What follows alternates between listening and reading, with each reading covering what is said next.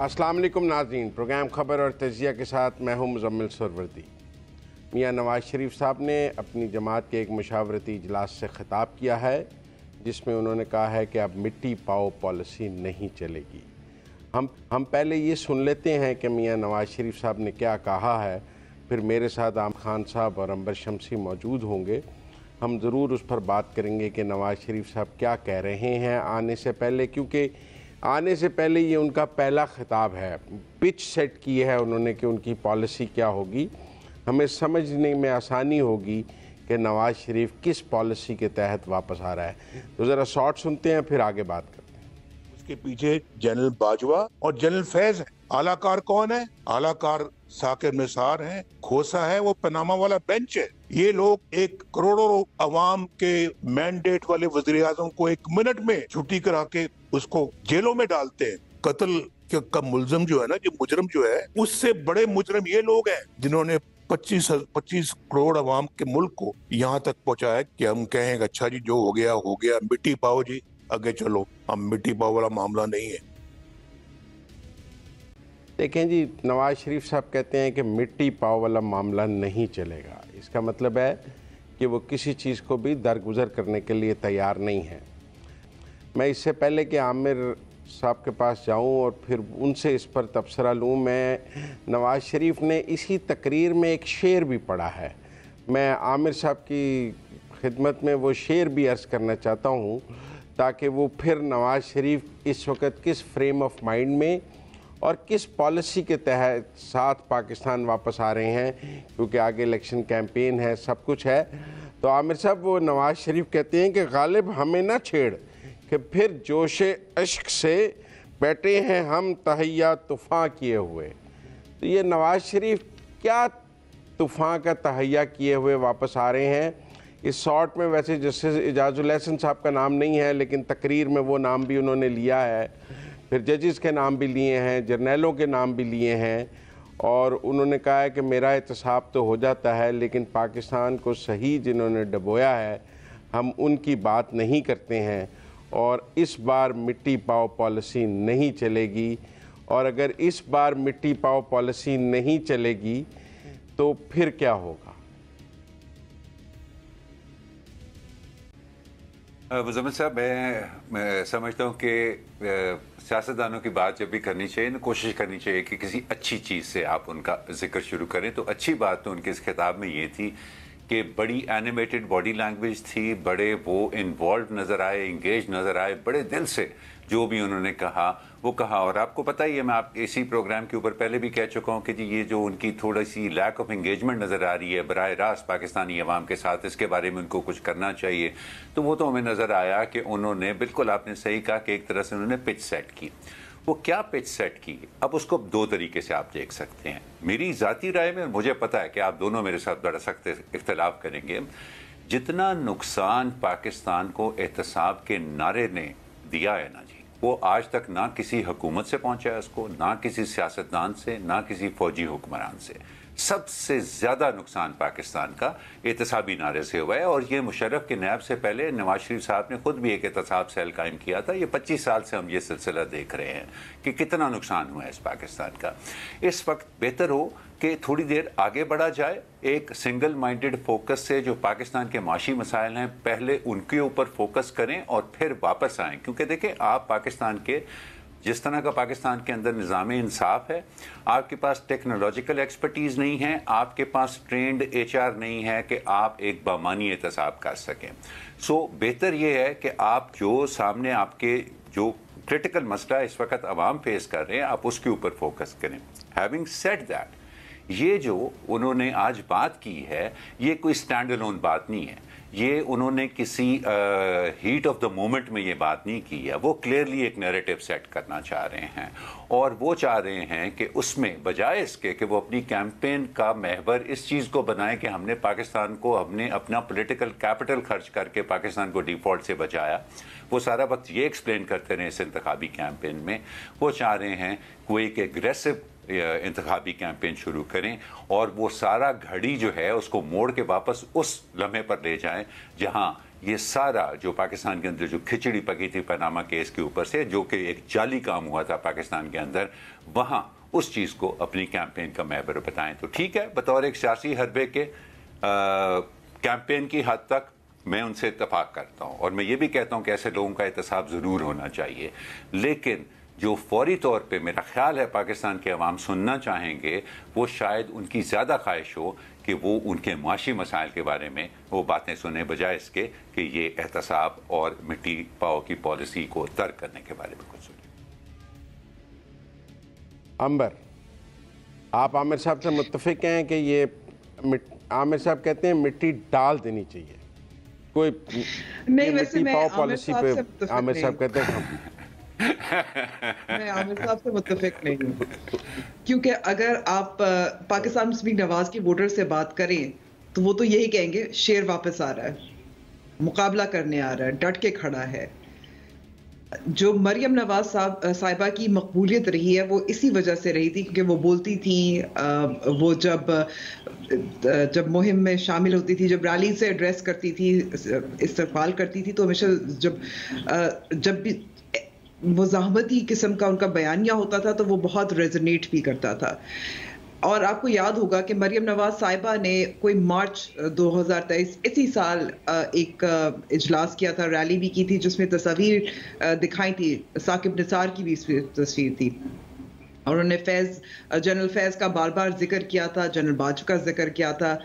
उससे पहले भी आप देखिए जब गुजरावाला का जलसा हुआ था, PDM की जब मुहिम चल रही थी इमरान खान की हुकूमत के खिलाफ, उस वक्त तो जब गुजरावाला में नवाज शरीफ साहब ने उस वक्त सर्विंग थे, जाहिर है जनरल फैज़ और जनरल बाजवा, उनकी बात की थी, तो जाहिर है एक जिद्दत आ गई थी वोटर में, कुछ लोग डर भी गए थे, लेकिन वो आपको एक जो पिच या टोन जो बात कर रहे हैं मुज़म्मिल साहब, वो सेट हो गई थी। तो मेरे ख्याल में कि इट वर्क्स, क्योंकि वो फिर जिम्मेदारी जो इस वक्त जो मुआशी हालात की है वो इन लोगों पर डाल सकते हैं, और ये एक तसलसल के साथ इनका बयानिया चल भी रहा है।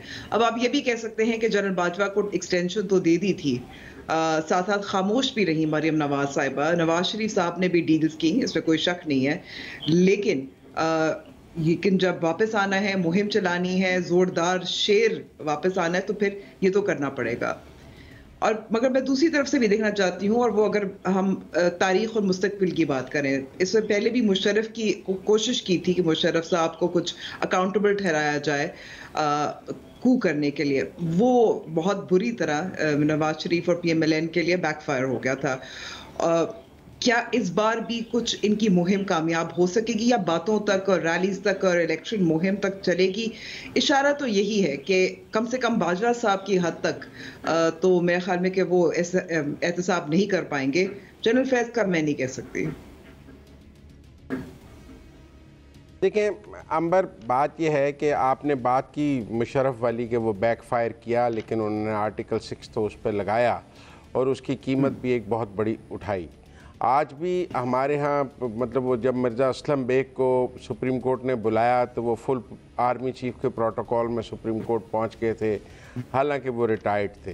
तो हमने तो ये देखा है कि अगर आप रिटायर्ड किसी पे भी जब करने लगें तो जो इदारा है वो उसके दिफा में आता है। ये आप अदलिया में भी देखें, ये अभी साकिब निसार साहब के बेटे के लिए को भी इस्लामाबाद हाई कोर्ट से स्टे मिल गया उस ऑडियो पे, और वो उस सारे पे उनको मिला। ख़ुद गाजी ईसा साहब ने कहा कि हमारे फ़ैसलों से $6.5 अरब का पाकिस्तान को नुकसान हुआ, लेकिन आप देखें ना जिनके फ़ैसलों से पाकिस्तान को $6.5 बिलियन का नुकसान हुआ, मैं रुपयों की बात नहीं कर रहा, हम उनका भी कोई एहतसाब नहीं कर सके, और उनकी भी मुकम्मल पेंशन मराहत और जो सारी मराहत उनको सरकार से मिलनी चाहिए वो आज भी हम पूरी अदा कर रहे हैं। साथ उन्होंने जो पाकिस्तान का नुकसान किया है वो भी अदा कर रहे हैं। स्टील मिल की बात की, हम आज तक उस किसी का भी हम एहतसाब नहीं कर सके जिन्होंने मार्शल लॉ को वैलिडेट किया, वो सब भी आज भी यहाँ फिर रहे हैं। जिन्होंने मुशर्रफ को आइन में तरमीम करने का इख्तियार दिया, जिन्होंने रेफरेंडम्स को वैलिडेट किया, हमारे दरमियान माशरे में वो फिर रहे हैं। हम उनमें से किसी का भी एहतसाब नहीं कर सके हैं, और हम उनसे बात भी नहीं कर सकते हैं, सवाल भी नहीं कर सकते हैं। तो ये पाकिस्तान में एक डायलेमा तो अपनी जगह ये मौजूद है, और मौजूदा चीफ जस्टिस ने कल लाइव ट्रांसमिशन में इसका एतराफ़ भी किया है। मैं क्या कहूँ, क्या नवाज़ शरीफ ये बात कर रहे हैं? मुझे लगता है काजी फ़ायज़ ईसा भी यही बात कर रहे थे कल जो आज नवाज़ शरीफ कर रहे हैं। मुझे तो काफ़ी सेम बात लगी है दोनों की। और अगर मैं किसी हद तक देखूं तो मुझे लगता है इमरान खान भी यही बात कर रहे हैं, चेयरमैन पीटीआई भी यही बात कर रहे हैं।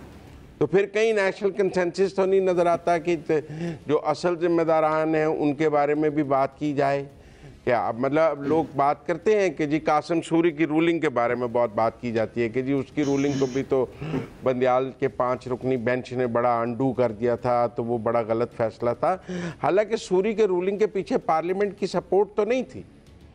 कासिम सूरी की रूलिंग को अगर पार्लियामेंट ने अपना वोट ऑफ कॉन्फिडेंस दिया होता और वो वोट से वो रूलिंग पास हुई होती तो कोई सुप्रीम कोर्ट उसको अंडू नहीं कर सकता था। मैं समझता हूँ जैसे अदम एतमाद को नहीं कर सका। लेकिन हमारे यहाँ गलत कंपैरिजन भी होते हैं। लेकिन नवाज शरीफ एक एग्रेसिव पिच से जरूर आ रहे हैं। आपसे यहाँ सवाल पूछना चाहती हूं। आपने बिल्कुल दुरुस्त का, मैं समझ जजेस का कल माइंड जो है नजर आ रहा था जब भी लाइव ट्रांसमिशन हुई थी। सिर्फ चीफ जस्टिस काजी फ़ायज़ ईसा नहीं, जस्टिस अतहर मिनल्ला ने भी बात की थी कि अपील का जो हक है क्या हम उनके खिलाफ कर सकते हैं। उन जजेस के अंदर इंटरनल अकाउंटेबिलिटी हो सकती है उन जजेस की जिन्होंने तौसी की है मिलिट्री रूल की, मिलिट्री कूज की। लेकिन यहाँ मैं एक और जो नुक्ता उठाना चाहती हूँ, बहुत दिलचस्प मुझे लगता है कि जो बात नवाज शरीफ ने नहीं की, इमरान खान को जिम्मेदार नहीं ठहराया। आपको लगता है कि इसकी वजह से कि शायद ये जो आप कह रहे हैं कि कंसेंसस बन रहा है कि ये इमरान खान या पीटीआई के साथ भी हो सकता है? ये तो आमिर साहब ही बताएंगे, उन्हें ज़्यादा पता होता है किसका किससे कंसेंसस हो रहा है। वो ज़्यादा बेहतर जो है चाल जान लेते हैं। हम तो इतनी चालों का हाल नहीं जानते। क्यों आमिर साहब, आपको लगता है? नहीं जी नहीं, मैं समझता हूँ कि देखें जहाँ तक इत्तेहाद है ना, जो सियासी इत्तेहाद है उसकी मास्टर हमने पहले भी देखा है, पीपल्स पार्टी रही है, हर तरह की जमात से वो इत्तेहाद कर लेती है। अभी भी अगर वो समझें उनको लेवल प्लेइंग फील्ड से ख़तरा है, इसकी हमने इसके बारे में मज़ीद तफसील से बाद में करेंगे। तो अभी भी अगर वो समझती है कि वो पार्टी तरीके इंसाफ से, इमरान खान को ज़रा इक्वेशन से निकालें, सिर्फ पार्टियों की बात कर रहे हैं ना, तो अगर वो पार्टी की हद तक तरीके इंसाफ से भी इत्तेहाद कर सकती है तो कर सकती है। But let's come back to ये नवाज शरीफ साहब के बयान की जो आज बात हो रही है सारा। मैं देखिए मुज़म्मिल साहब, आप जो है वो भूखे पेट जो है वो आप कोई घर नहीं बना सकते, आप कोई महल तामीर नहीं कर सकते। आपको सबसे पहले अपना पेट भरना है। पाकिस्तान के माशी हालात इस वक्त ऐसे हैं कि आप कैंपेन की हद तक, जैसे मैंने पहले कहा, इंतखाबी कैंपेन की हद तक आप अपना नैरेटिव पाकिस्तान के आज के हालात एक्सप्लेन करने के लिए अगर आप उन लोगों की बात करें जिन्होंने पाकिस्तान को इस हालत में पहुंचाया, और यहाँ पर मैं नवाज शरीफ के साथ इत्तेफाक करता हूँ कि ये जो नाम इन्होंने लिए हैं वो शमूल उनके जो कि आपने लिए हैं बाद में, ये सब जिम्मेदार हैं इस सिचुएशन के, बिल्कुल उनका हिसाब होना चाहिए। लेकिन इस वक्त आपका हाल ही नहीं है कि आप इस मामले के अंदर दोबारा कूद पड़े। आप इंतखाबी कैंपेन तो उसके ऊपर चला लेंगे, उसको बहाना बना लेंगे अपना, लेकिन आपको फिर हो सकता है कि अगर आप बह गए इस इलेक्शन कैंपेन में तो आपको ऐसे वादे भी करने पड़े जिनका वही असर हो जो वो मुशर्रफ साहब वाले मामले में हुआ था जब आपने उनका एहतसाब करने की कोशिश की थी। और इन चीज़ों से मुजम्मिल मुझे लगता है कि अब अवाम बहुत ज़्यादा तंग आ गए हैं। 2 करोड़ नया वोटर ऐड हुआ है पाकिस्तान के अंदर, नौजवान वोटर पाकिस्तान में अगले इंतखाबात के लिए, जिनमें से 1 करोड़ वोटर पंजाब के अंदर है। मेरा नहीं ख्याल कि उनके दिल को इस तरह की बात लगने वाली है। हाँ, मईशत के ऊपर बात करें, फोकस करें, और एक दफ़ा आप अपना पेट भर लेना, आप अपनी मर्जी का घर जैसे आप चाहें आप बना सकते हैं। और ज़रूर फिर आप ज़रूर एहतसाब करें, एक एक बंदे का एहतसाब करें, चाहे उसका ताल्लुक फौज से है, अदलिया से है या किसी सियासी जमात से। अच्छा, ये आमिर साहब, एक नई बात भी नज़र आ रही है। मैं इससे पहले मैं अंबर एक सवाल फ्लोट करना चाहता हूँ कि पाकिस्तान में हमने अक्सर एस्टेब्लिशमेंट के ख़िलाफ़ नैरेटिव बनता तो देखा है, और देखा है कि मुख्तलिफ से मिलिट्री रूल के पे भी और इससे पे भी, लेकिन हमने जुडिशरी और जजेस के ख़िलाफ़ नैरेटिव बनता नहीं देखा है। और कहीं ना कहीं उनका होली काव का स्टेटस फ़ौज से ज़्यादा रहा है। वो सियासी जलसों में उस तरह नहीं रहे, वो उस तरह उन पर बात नहीं हुई है। ये पहली दफ़ा हमें तो अदलिया कटहरे में नज़र नहीं आती आपको?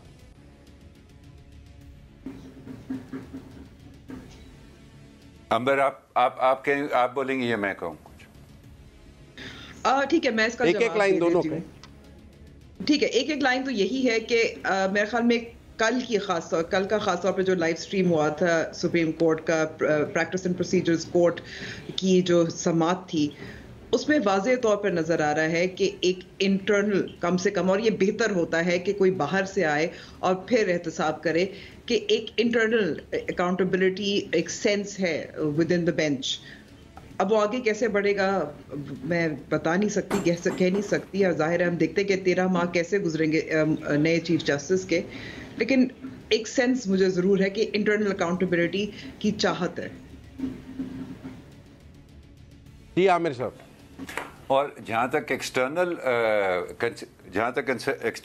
कंसेंसस का ताल्लुक है मुज़म्मिल साहब, पहले भी अदलिया के खिलाफ एक नैरेटिव बिल्ड हुआ है, लेकिन वो पार्टीसन हुआ है। कभी एक पार्टी उनसे ना खुश थी तो दूसरी बड़ी खुश थी कि चले हमारा काम अदलिया कर रही है, और यही होता है। अभी तक हमने देखा है कि यही होता आया है। इस वक्त एक ऐसी सूरत हाल है, और ये जो हमारे बाहर जाने वाले चीफ जस्टिस थे, ना सिर्फ वो बल्कि उनसे पहले के जो 2-3 चीफ जस्टिस थे, उनका कॉन्डक्ट ऐसा रहा है कि इस वक्त अगर सियासी जमातें थोड़ी सी ज़हनी पुख्तगी और सियासी पुख्तगी का मुज़ाहरा करें तो इस चीज़ के ऊपर कंसेंसस डेवलप हो सकता है। और नया सीजे जो है हमारा, उससे कम से कम हमें ये उम्मीद ज़रूर है कि अगर वो एक जेन्युइन पॉलिटिकल कंसेंसस है जिसके मुताबिक जायज़ तौर पर कोई नैरेटिव बन रहा है ऐसे जजेस के ख़िलाफ़ जिन्होंने डीरेल किया है डेमोक्रेसी को, तो वो उसके अंदर गैर ज़रूरी रोड़े अटकाने की कोशिश नहीं करेंगे। तो मेरे ख्याल में इस मामले के लिए भी इस वक्त हालात साजगार हैं। गो के प्राइमरी कंसर्न पाकिस्तान की इकॉनमी ही है और उसको ही रहना चाहिए फॉर द फोर्सिएबल फ्यूचर। चलें ब्रेक लेते हैं, ब्रेक से वापस आते हैं, फिर अगले टॉपिक पे चलेंगे। टाइम है ब्रेक का।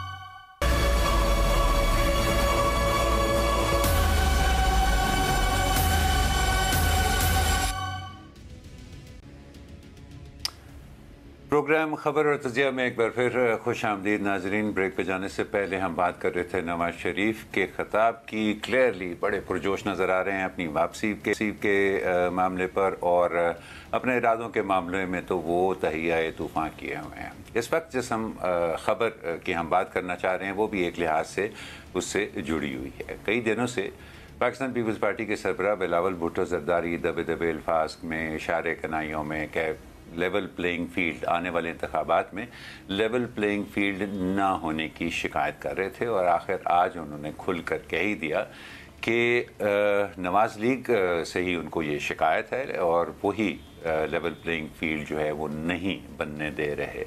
अच्छा, मैं उनकी इस बयान से थोड़ा सा कंफ्यूज हुआ हूँ, बिकॉज नवाज लीग ना तो इस वक्त हुकूमत में है, बल्कि पीडीएम मौजूदा महंगाई का जो मलबा पीडीएम पर डाला जा रहा है, पीडीएम की हुकूमत पर डाला जा रहा है, उसका भी ज़्यादातर बार नवाज लीग को उठाना पड़ रहा है। तो ऐसा क्या कर दिया है नवाज लीग ने मुजम्मिल साहब कि बिलावल भुट्टो जरदारी साहब उनसे लेवल प्लेइंग फील्ड ना होने की शिकायत कर रहे हैं? क्या नवाज लीग उनको लेवल प्लेइंग फील्ड दे सकती है इस वक्त? अच्छा ना, हमारे यहाँ ना इधर लाहौर में, पंजाब में एक मुहावरा है कि कहना बेटी को और सुनाना बहू को। इसकी ये ज़रा पंजाबी मुहावरा है, मैंने यहाँ नाजरीन के लिए उर्दू में ज़रा सुनाया है। तो मुझे लगता है कि हाँ जी बिल्कुल पंजाबी मुझे लगता है कि बिलावल नाम तो नून लीग का ले रहे हैं, लेकिन सुना किसी और को रहे हैं। मतलब हमें, आप स्क्रिप्ट में बेशक नून लीग पढ़ते रहें, पर आप समझें कि ये है किसी और के लिए ना। मतलब कह वो अपनी, कहते हैं ना बूढ़ी औरतें, कह अपनी बेटी को रही होती हैं लेकिन सुना अपनी बहू को रही होती हैं। तो ये बिलावल साहब कह तो शायद अपनी एलाइट पार्टी को रहे हैं, लेकिन सुना किसी और को रहे हैं। और मेरा ख्याल है वो ये मैसेजिंग है, पॉलिटिकल मैसेजिंग, कि सॉफ्ट पॉलिटिकल मैसेजिंग है। फिर आप इस खबर को इसके साथ जोड़ें कि जो टास्क है सीईसी ने लेवल प्लेइंग फील्ड का, वो बिलावल से लेकर आसिफ जरदारी साहब को दे दिया है। मतलब आप ये समझें कि चंद दिन पहले तक इसके पीछे क्या है? अच्छा देखिए ना, चंद दिन पहले तक बिलावल कह रहे थे कि मैं सियासी फैसलों में सीईसी का पाबंद हूँ, अपने घर के फैसलों में वालिद का पाबंद हूँ। लेकिन सीईसी ने सियासी फैसले वालिद को दे दिए हैं, तो अब रह उनके पास तो घर ही गया है बाकी। क्योंकि अगर लेवल प्लेइंग फील्ड और इस्टेब्लिशमेंट से मुज़ाकरात और इंतखाबात की सारी जो स्ट्रेटजी है वो आसिफ जरदारी साहब ने बनानी है, तो बिलावल साहब ने तो मेरे और आपकी तफरीह तबाह के लिए ये प्रेस टॉक्स ही करनी है। बाकी स्ट्रेटेजिक काम तो आसिफ जरदारी साहब ने करना है सेंट्रल एग्जीक्यूटिव के फैसले के मुताबिक। मेरे ख्याल में वहाँ रिवॉल्ट हो गया बिलावल के ख़िलाफ़, और जो उनके शुरू के बयानात जो वो पढ़े हैं एकदम इस्टेब्लिशमेंट को और नून को और सबको, उसको कोई इतना पसंद नहीं किया गया। तो अब वो भी एक यू टर्न ले रहे हैं आज। मतलब उन्होंने ये भी कहा है कि इलेक्शन की डेट ना मैंने देनी है ना इस्टेब्लिशमेंट ने देनी है। मीर कितने सादा हैं कि ना मैंने देनी है ना एस्टेब्लिशमेंट, तो फजूल ही कह दिया उन्होंने। उनको कहना चाहिए था मैंने नहीं देनी है। बाकी तो फिर राजा रियाज को उनसे ज़्यादा पता है कि बड़ों ने क्या फ़ैसला किया है। तो मेरा ख्याल है कि आप इस सारे तनाज़ुर में बिलावल का स्टेटमेंट देखें तो वो कह किसी और को रहे थे, लेकिन उनका नाम लेने पर चूँकि ममानत है उनके ऊपर, सेंट्रल एग्जीक्यूटिव से सख्ती की गई है उनके ऊपर, तो वो अब नून लीग का नाम ले लेते हैं उसकी जगह। इस्तारों में बात कर रहे हैं। अंबर ये आपको भी ये बहू और बेटी वाली जो मिसाल इन्होंने दी है, आप भी समझती हैं कि इसमें कोई जान है या इसके पीछे कोई और वजह हो सकती है? नहीं, मैं ये कहूंगी कि ये जान नहीं है, इसलिए क्योंकि अगर ये ज्यादा खुलकर बात की जाती तो शायद जान होती। लेकिन जब ये अगर इशारों में बात कर रहे हैं तो फिर मजा नहीं आ रहा। और मुझे तो ऐसा भी लग रहा है कि ये लेवल प्लेइंग फील्ड की अब बीमारी जो है वो जल्दी हर जगह फैल रही है। शुरू किया था पाकिस्तान मुस्लिम नवाज ने, और फिर बार बार उनको ताना भी दिया गया। अब बिलावल भुट्टो जरदारी साहब भी कई तरीके से लेवल प्लेइंग फील्ड का जिक्र करते हैं। और आज तो एमक्यूएम पाकिस्तान ने फारूक सत्तार साहब ने इलेक्शन और उनके जो 3 रुकनी उनका एक ग्रुप था, वो मिले थे इलेक्शन कमीशन में, तो उन्होंने भी बात की थी कि लेवल प्लेइंग फील्ड उनको मुयसर नहीं है। 2018 की कुछ अजाला करना चाह रहे थे जो उनके साथ नाइंसाफियां हुई थी, और फिर आगे भी बात कर रहे थे तकर्रियों की और तबादलों की। तो अब मैं समझती हूँ कि सब अपनी they all hedging their bets a little bit, कि हम हार गए या बुरी तरह हार गए या कम सीटें मिल गई तो हम ही कह सकते हैं कि लेवल प्लेइंग फील्ड नहीं मिली। क्योंकि अगर संजीदा होते तो खुल के कोई बात करते, कोई खुल के बात नहीं कर रहा। अच्छा, तो ये आपके ख्याल में ये इंतखाबात के बाद जो अगर जो भी मुमकिन सूरत हाल हो ये उससे निपटने की तैयारियां हैं। लेकिन इसी में मैंने मुजम्मिल से भी सवाल करते हुए ये कहा था कि मैं थोड़ा सा कंफ्यूज हुआ उनकी स्टेटमेंट का, क्योंकि मुझे इसके मकासद, इसके जो मोटिवेशन है वो नहीं समझ आ रही। बिकॉज मेरा इससे पहले ये ख्याल था कि बड़ी अरसे बाद 10-12 साल एक दूसरे से सियासी हरीफों की तरह नहीं बल्कि सियासी दुश्मनों की तरह झगड़ा करने के बाद फाइनली बेनज़ीर भुट्टो और नवाज शरीफ साहब के अंदर एक एतमाद का रिश्ता बना, चार्टर ऑफ डेमोक्रेसी साइन हुआ। बाद में वो जरदारी, आसिफ अली जरदारी और नवाज शरीफ साहब के बीच में वो कायम नहीं रह सका। और मेरा ख्याल था कि अब शायद बिलावल भुट्टो के सामने आने से और पीपल्स पार्टी की कमान थामने से वो रिश्ता दोबारा बहाल हो सकता है, एतमाद का वो रिश्ता नवाज लीग और पीपल्स पार्टी के, और ये आपस में तय कर सकते हैं कुछ ग्राउंड रूल्स, कुछ बेसिक रूल्स जो है वो तय कर सकते हैं। लेकिन उनकी इस तरह की गुफ्तगू से मुझे लगता है कि ऐसा होना तो चलो अब दूर की बात लग रही है। मुझे तो लगता है कि इसमें इसका इम्कान भी अब कम होता नज़र आ रहा है। वेरी क्विकली मुजम्मिल, थोड़ी देर के लिए आप ज़रा इसके ऊपर हमारी रहनुमाई करेंगे, फिर मैं अंबर के पास यही सवाल लेकर वापस आऊँगा। देखिए, पीपल्स पार्टी को इस वक्त मुस्लिम लीग नून से क्या गिला है, अगर मैं उसको आम फहम ज़बान में समझना चाहूँ तो पहला गिला तो ये है कि पंजाब में मुस्लिम लीग नून उनके साथ सीट एडजस्टमेंट नहीं कर रही है। कासिम गिलानी साहब ने PDM से शाह महमूद कुरैशी साहब की बेटी को हराया था, लेकिन वो हराना इसलिए मुमकिन हुआ कि नून ने अपना कैंडिडेट गफ़ार डोगर बिठा लिया। कायरा साहब की सीट पे नहीं हो पा रहा, राजा परवेज़ अशरफ साहब की सीट पे नहीं हो पा रहा, और जो उनके मखदूम अहमद महमूद साहब की सीट पे नहीं हो पा रहा, जो और हिना रब्बानी खर साहबा की सीट पे नहीं हो पा रहा। तो जो उनके बड़े लीडर हैं पंजाब में, जिनको जो पिछली PDM गवर्नमेंट में शामिल थे, उनके साथ नहीं हो पा रहा है। दूसरा एक और सेटबैक है, मैं ख़बर के तौर पे ही आपके साथ शेयर कर लेता हूँ यहाँ पे, कि पीपल्स पार्टी ने बहुत कोशिश की कि वो PTI के साथ इन रोड्स बना ले पंजाब में, जिसके लिए मतलब पिछले दिनों ये बड़ी सीरियस एफर्ट की गई कि पीपल्स पार्टी और PTI मिलकर सेनेट का एक इजलास महंगाई पर रेकोजिट कर लें, और उस रेकोजिशन में जब सेनेट का इजलास होगा तो दोनों मिलकर सेनेट में महंगाई पर तकारीर करें और वहाँ एक डिस्प्ले करें। लेकिन पीपल्स पार्टी की ये ऑफ़र PTI ने के कैदी नंबर 804 ने अटक जेल से डिक्लाइन कर दी। उन्होंने कहा कि जरदारी साहब हमें यूज़ कर रहे हैं, हमें सेनेट इजलास में तकरीरें कराकर तो फिर फ़ायदा अपना ले लेंगे, तो हम उनके साथ ये गेम नहीं खेलेंगे। तो अब पंजाब में तो दो ही प्लेयर हैं, या मुस्लिम लीग नून है या PTI है। अगर दोनों ही पीपल्स पार्टी को के साथ चलने को तैयार नहीं है तो फिर गिला तो बनता है। मेरा मतलब है आप गिले को इतना फजूल ना समझें। तो गोया उनको हाँ ठीक है, गोया उनको साथ ही नहीं मिल रहा, और असल गिला उनका ये है कि उनका पंजाब में उनका हाथ थामने वाला उनका कोई सियासी हलीफ उनको ढूंढने में मुश्किल पड़ रही है। बहरहाल पीपल्स पार्टी सियासी इत्तेहाद की बड़ी माहिर जमात है। एक और भी नई जमात आई है मैदान के अंदर, इस्तेहकाम पाकिस्तान पार्टी। देखें शायद इधर से नहीं और उधर से नहीं, तो उनके साथ भी कोई बात चल पड़े। अभी वक्त है इलेक्शंस के अंदर, अभी वक्त है। आसिफ अली जरदारी के पास भी Amber, I would have love to have your comment on this thing, लेकिन मुझे बार बार कहा जा रहा है कि हमें एक ब्रेक पर जाना है, तो ब्रेक के बाद दोबारा हाजिर होते हैं।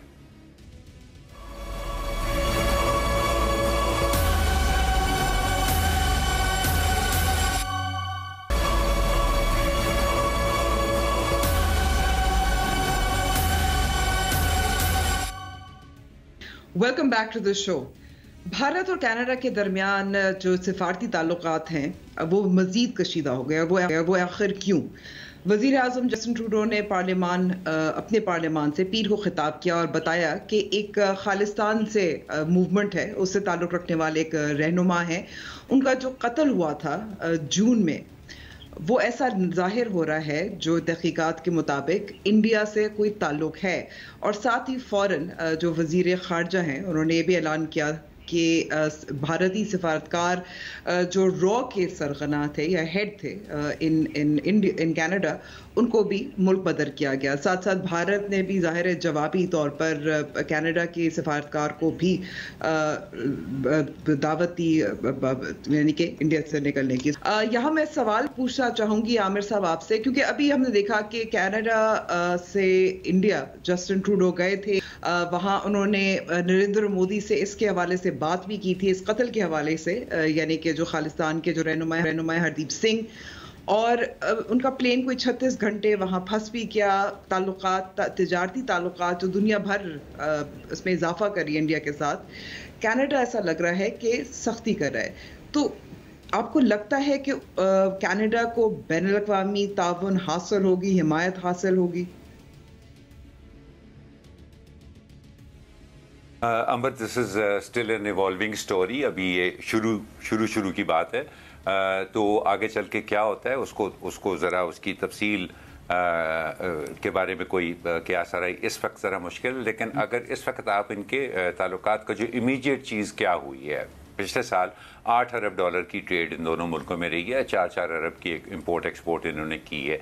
फिर एक comprehensive economic partnership agreement cepa के नाम के ऊपर उनका एक मुआहदा था, जो अभी इस साल साइन होना था, जिसके तहत उनका इरादा था कि ये दोनों अपनी ट्रेड वॉल्यूम जो है उसको दुगना करके $15 बिलियन तक पहुंचा देंगे। इसके अलावा अरबों डॉलर की इन्वेस्टमेंट है कनाडा की, कि यानी कि कैनेडियन पेंशन फंड जो है वो भी इंडिया के अंदर एनर्जी और रियल एस्टेट जैसी मार्केट्स के अंदर इन्वेस्टेड है। इंडियन प्राइवेट सेक्टर के बहुत सारे कंपनीज हैं जिनकी कैनेडियन इन्वेस्टमेंट है। उससे कहीं ज़्यादा अहम अंबर, वहाँ पर 3,20,000 इंडियन स्टूडेंट्स पढ़ रहे हैं, जो कि ओवरसीज स्टूडेंट्स जो कि कनाडा में हैं उनका 40% है। तो फिलहाल इंडिया का जो इनिशियल रिस्पांस आया है, जिसमें उन्होंने कैनेडियन एलिगेशंस को मुज़ाहका खेज़ करार दिया है, उसमें थोड़ा सा गरूर और तकब्बुर नज़र आता है। लेकिन मेरा ख्याल है कि इंडिया आने वाले दिनों में बहुत ज़्यादा दबाव पर आएगा इस चीज़ के। इंटरनली भी उनकी एक माइग्रेंट पॉपुलेशन भी बहुत बड़ी माइग्रेंट, ख़ास तौर पर सिख माइग्रेंट पॉपुलेशन जो कैनेडियन पॉपुलेशन का 2% हो चुकी हुई है, वो भी वहाँ पर मौजूद है। और ये स्टूडेंट्स के मामले पे भी इंडिया पर बहुत ज़्यादा प्रेशर आएगा। तो ये एक ऐसी चीज़ नहीं है जो कि इंडिया आसानी से ब्रश असाइड कर सके। अच्छा, तो मुज़म्मिल, आपको लगता है, मैं आपसे यही सवाल करना चाहूंगी कि कुछ बैनुल-अक़वामी हिमायत सपोर्ट होगी? इससे पहले भी हमने देखा कि कनाडा ने जब सऊदी अरेबिया से अपने ताल्लुकात तोड़ने की को, यानी कि उनको जो जमाल खशोगी जो एक सऊदी सहाफ़ी थे, उनके कत्ल के हवाले से ताल्लुकात ठंडे पड़ गए थे, लेकिन फिर दोबारा से बहाल भी हो गए थे। तो वजह क्या बन रही है और क्या बैनुल-अक़वामी हिमायत हासिल होगी? यकीनन कनाडा की पोजीशन वेस्ट में, अमेरिका में बेहतर है इंडिया से, और मैं समझता हूँ कि जो when it's between Pakistan and India, certainly India diplomatically बेहतर पोजीशन में है। But when it's between Canada and India, तो यकीनन कनाडा का डिप्लोमेटिकली बेहतर हालात हैं। लेकिन मैं जो आमिर साहब बात कर रहे थे कि इतने इंडियंस हैं वहाँ हैं, इंडिया ने एक बड़ी अच्छी बात की हुई है जो हमने नहीं की हुई। उन्होंने एक तो ड्यूल नेशनैलिटी नहीं दी हुई। जिसने कैनेडियन नेशनैलिटी ले ली है वो अब इंडियन नेशनल नहीं है, वो NRI है, नॉन रेजिडेंट इंडियन ज़रूर है। उसके पास इंडिया में राइट ऑफ वोट नहीं है, तो वो वीज़ा लेके ही इंडिया में आता है, और उसको वीज़ा ही लेना पड़ता है नॉन रेजिडेंट इंडियंस को भी, अगर वो कोई और पासपोर्ट ले लें। हमारी तरह नहीं है कि वो राइट ऑफ वोट भी है, आके इलेक्शन भी लड़ लेते हैं, गवर्नर भी हो जाते हैं यहाँ आकर फिर वापस चले जाते हैं। हम आधी हमारी इमरान खान की काबीना जो है इस वक्त बैक टू, अब बाहर जा चुकी है, बाहर से आई थी, बाहर वापस चली गई है। तो इंडिया में उन्होंने ये रास्ता नहीं खोला हुआ, इसलिए चाहे 3,20,000 हों, चाहे जितने भी हों, उसका इंडिया की डोमेस्टिक पॉलिटिक्स पे असर तो नहीं है। लेकिन ट्रूडो के अलाइंसेस हैं वहाँ सिख जो पार्टीज़ हैं उनके साथ, और इलेक्शन में ट्रूडो के लिए सिख बहुत इंपॉर्टेंट हैं, लेकिन शायद मोदी के लिए वो इम्पॉर्टेंट ना हो। तो ये बात भी हमें ज़हन में रखनी पड़ेगी। लेकिन मेरे ख्याल में डिप्लोमेटिकली इंडिया एक वीकर पोजीशन पे होगा मोदी साहब को, और उनको पहला डिप्लोमेटिक चैलेंज आया है अपने इसमें, जहां उनका किसी बड़ी पावर के साथ एक डिप्लोमेटिक कॉन्फ्लिक्ट हुआ है, वरना वो उन्होंने अभी तक नहीं किया है डिप्लोमेटिक कॉन्फ्लिक्ट इतना बड़ा किसी मुल्क के साथ। यानी कि हमने देखना होगा कि आखिर कौन यहाँ ज़्यादा कनाडा अपनी बात को मनवा सकेगा या इंडिया अपनी बात को मनवा सकेगा, और आगे उनके साथ क्या सपोर्ट होगी, इंडिया के साथ क्या सपोर्ट होगी, कनाडा के साथ क्या सपोर्ट होगी। क्योंकि यहाँ हम ये भी देख रहे हैं कि बरतानिया में भी जो खालिस्तानी मूवमेंट, लिबरेशन मूवमेंट है, वहाँ के जो रहनुमा है, एक कत्ल वहाँ भी हुआ था। बरतानिया में मुतालबात हो रहे हैं कि उस मशकूक जो एक हलाकत हुई थी उसको भी दोबारा से तहकीकात होनी चाहिए, उसकी भी सच्चाई सामने आनी चाहिए। प्रोग्राम का यहाँ वक्त ख़त्म हुआ है, हमें इजाज़त दीजिए, खुदाफिज।